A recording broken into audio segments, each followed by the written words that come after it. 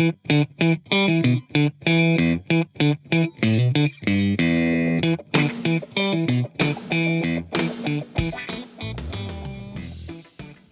remember a phone call I received from a local member of the military community. Tampa has a very large community of military, soldiers, airmen, sailors, you name it. And I received a phone call off when the show was over from a lieutenant colonel in the Army. And the reason for his phone call was that he was responsible for an elderly parent who had recently been diagnosed with cancer. And he had read, and you can read just about anything on the web, true or not, but he had read on the web that there were various cannabis products that could be used to reduce tumor size.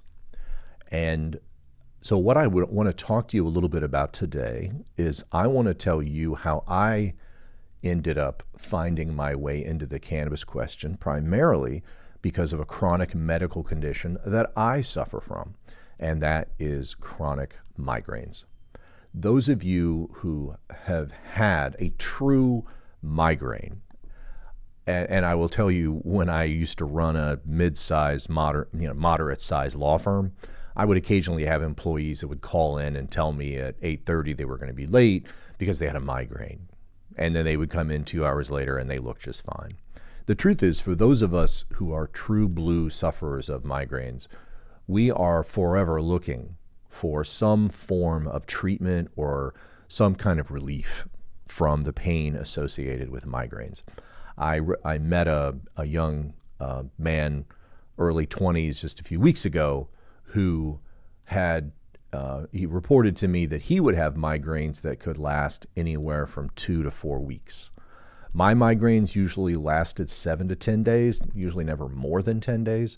And in terms of solutions that we all talk about, there's nothing that we wouldn't consider, because I can tell you that I've heard stories about people committing suicide because of the pain associated with migraines.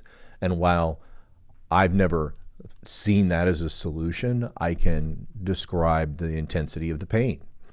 And in that process, when my migraines were coming at me maybe 6 times a year, I started looking at cannabis and cannabis products that might otherwise, be helpful to me.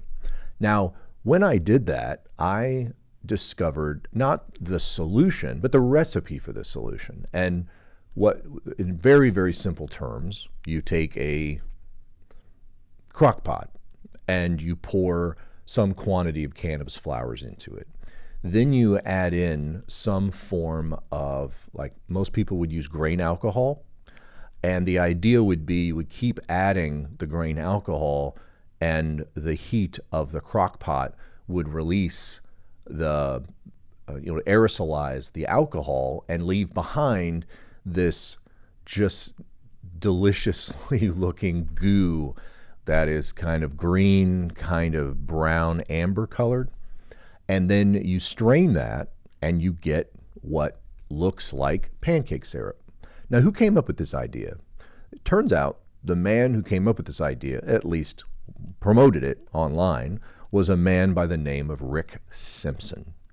And so over time, people would go online and find his recipe for what he called Rick Simpson's oil. You'll also find it as a product called Phoenix Tears, and they'll come in syringes that you can purchase at dispensaries in Colorado. You can't buy that kind of syringe, I don't believe, yet in Florida, although it's in the end, it's a concentrate. And so I think they can. I just think that they've so heavily regulated the Florida market that it's difficult to find. But what do you do with this? Well, before I tell you what you do with it, let me tell you what the idea here is. The idea is that concentrations of certain cannabinoids will provide relief for certain kinds of inflammation. And if you really think about migraines, they are all about inflammation.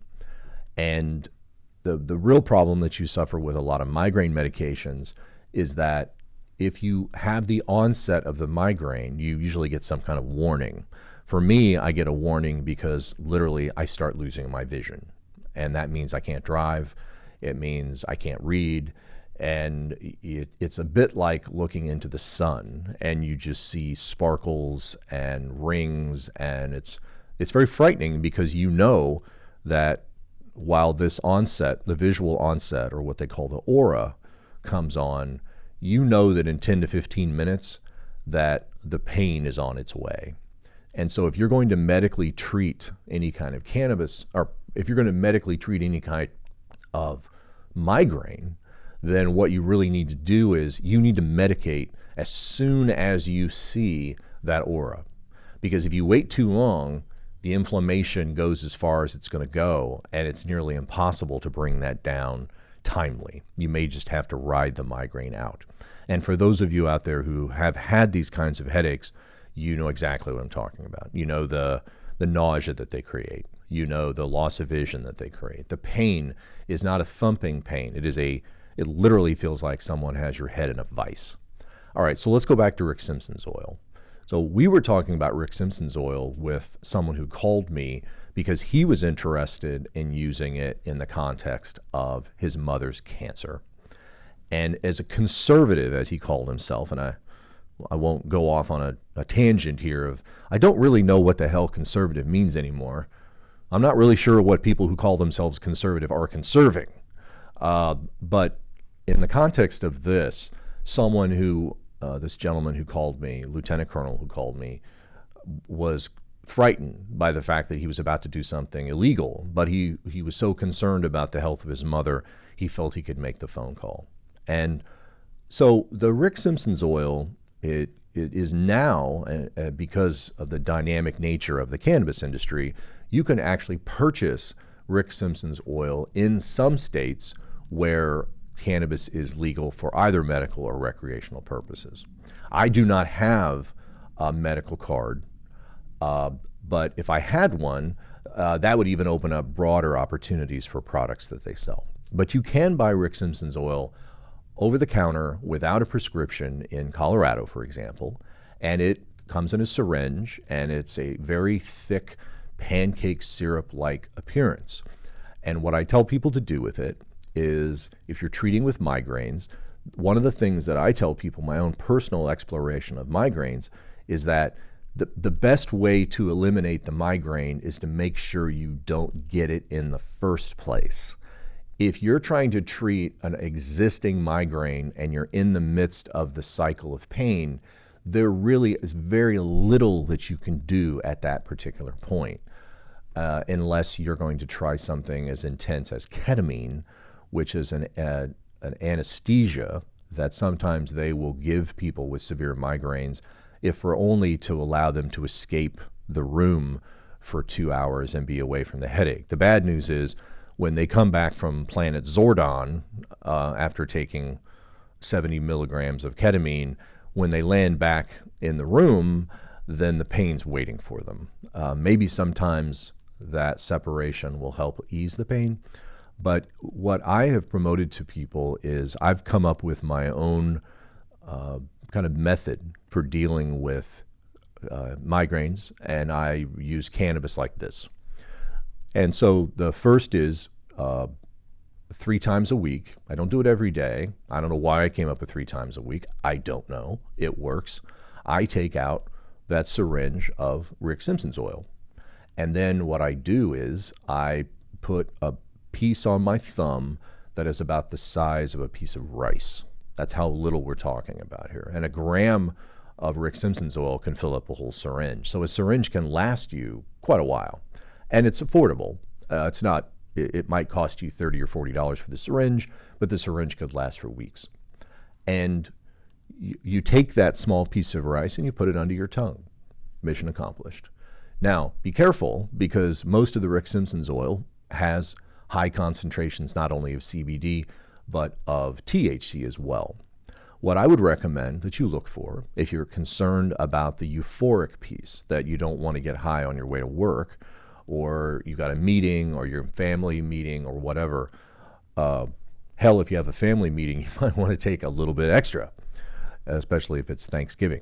But setting that aside, if you take that little prophylactic form of Rick Simpson's oil a couple of times a week, you're going to find that it will reduce the frequency of your headaches. I have found that to be very much the case. The other thing that you can do is to look for, again, can't buy these in Florida, but you can buy them in Colorado. And I'm saying that because those are the two states that I spend most of my time. But the really cool thing is if you happen to be in Colorado and you buy the Rick Simpson's oil, or you buy what I would call a tincture. The tinctures come in medicine bottles, and the idea is that you would put 5 or 6 drops of this under your tongue every morning. And you can purchase tinctures that have far less THC in them than traditional Rick Simpson's oil. In fact, you want a little bit of THC in there because there's this synergy between THC and CBD or the other cannabinoids. And so what you do is you find one that's like a ratio. Sometimes you'll see them 1 part THC to 1 part CBD. You'll see 5 parts CBD to 1 part THC. Well, now you can even find 20 parts CBD to 1 part THC. So you get that little kick from the THC to get the chemicals rolling, but it's not overly euphoric. Most people are able to manage their activities, their consciousness, their concentration with things like a 20 to 1. And so those two things, my use of Rick Simpson's oil, as well as the tincture products, but then I also use a beta blocker. I don't remember the specific one. There's a couple on the market. You would want to ask your doctor for one that would work for you. I did try another version of the prescription that I had used for a beta blocker. I take them every night before I go to bed.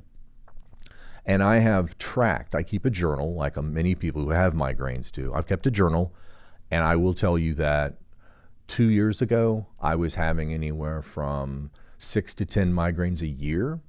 And I would say that now I'm down to 2 or 3 a year.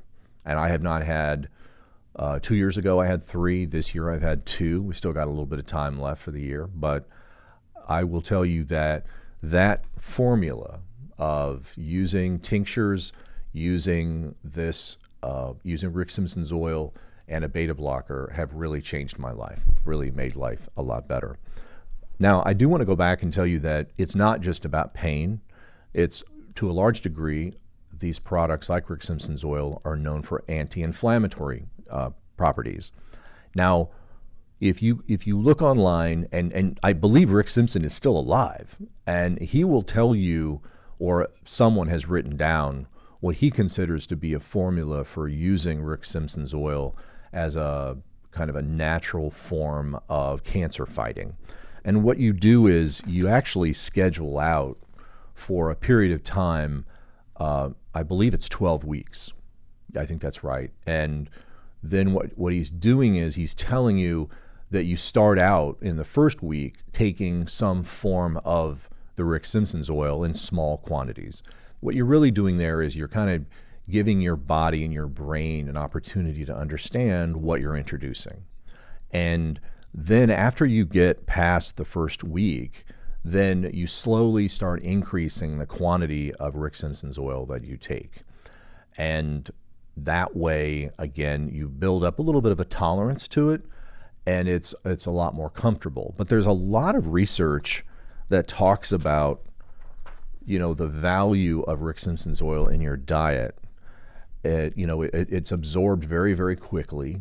Not obviously as quickly as smoking flowers, but many people don't like to smoke. And here, the amount that you would have to smoke to get the tumor fighting benefits of CBD and the other cannabinoids is a little more complicated. Being able to take it in a concentrated form like this, especially when they're not using any kinds of solvents or anything like that, they're just using water and pressure to extract it, it's a very healthy way to go after this. And the truth about people with cancer is you can use Rick Simpson's oil for these purposes for trying to fight the cancer, but the other benefits would be that you would get a lot of anti-emetic, emesis, being vomiting, that taking these kinds of products will reduce the nausea associated with chemotherapy, which is probably one of the most common forms or common reasons that people take Rick Simpson's oil or other concentrates in the first place, and that is to help them get through the chemotherapy. But here what we're talking about is that there's good evidence to suggest that taking high concentrated forms of cannabinoids can actually eliminate tumor growth. And we're very excited that once the United States gets its head straight on how to handle cannabis, that there's going to be more of an opportunity for people to explore this in a medical environment. Many doctors simply don't understand the medication. I'm not saying that I know better than doctors. I'm saying that I found something that helps me treat a particular ailment that I have. And if I were in a situation where I had a tumor growing in my body, I would explore the use of Rick Simpson's oil to see if that can reduce the inflammation. And so very, very, very interesting stuff going on in the cannabis community. I have an opportunity on a regular basis to meet with people who are either in the cannabis industry or want to get in the cannabis industry. And I will tell you that as many industries as I've been involved in as a lawyer with more than 25 years experience, you're never going to see the dynamic nature of an industry like what you see in the cannabis world. Reasons are pretty obvious. It's a multi-billion-dollar industry. And if you come up with a better mousetrap, a new oil or a new opportunity for these medications, purposes of them, then you're probably going to benefit financially. And so keep your eyes on our blog at newsmunchies.com. Go to our video content, which will include this at YouTube. Subscribe to those videos so that you can get our content as soon as it's uploaded to the web. It's been my pleasure to talk about Rick Simpson's oil with you today. I hope that this will benefit you. And if you are one of those migraine sufferers, I feel for you, and I hope this might give you a little bit of relief. Welcome to News Munchies. I'm Ted Corless. Thank you.